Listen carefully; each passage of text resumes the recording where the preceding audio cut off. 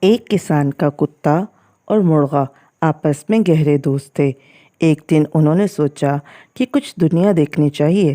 وہ کسان کے گھر سے روانہ ہوئے اور جنگل کی طرف چل دیے۔ وہ مزے سے باتیں کرتے چلے جا رہے تھے۔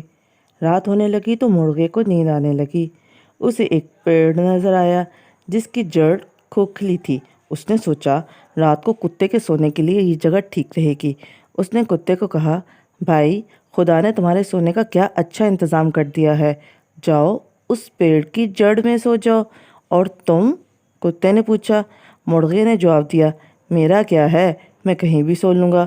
چنانچہ کتا پیڑ کی جڑ میں سو گیا اور مرغا اڑ کر پیڑ کی ایک شاخ پر بیٹھ گیا اور سو گیا۔ جب صبح ہوئی اور ہلکی ہلکی روشنی پھیلنے لگی تو مرغے کی آنکھ کھلی۔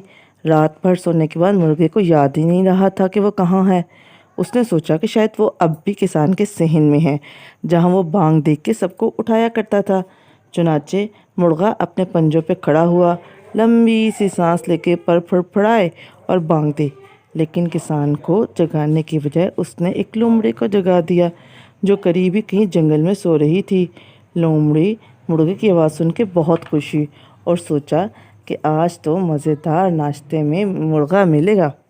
وہ اس پیڑ کے پاس آ گئی جہاں مرغا بیٹھا تھا اور نہایت ادب سے بولی، جناب خوش آمدید۔ میں بتا نہیں سکتی کہ یہاں آپ کو دیکھ کے مجھے کتنی زیادہ خوشی ہو رہی ہے۔ مجھے یقین ہے کہ ہم دونوں گہرے دوست بن سکتے ہیں۔ مرغا چونکا۔ لومڑی کی چالاکی کو سمجھ کے اس نے جواب دیا، محترمہ، یہ آپ کی مہربانی ہے کہ آپ مجھے دوست بنانا چاہتی ہیں۔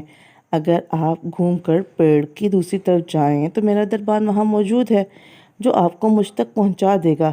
بھوکی لومڑی کو مرغے کی بات پہ کچھ شک نہ ہوا۔ وہ تو ایک مزیدار ناشتے کے خواب دیکھ رہی تھی۔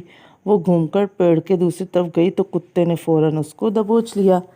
اس کہانی سے ہمیں یہ سبق ملتا ہے کہ جیسی کرنی ویسی بھرنی۔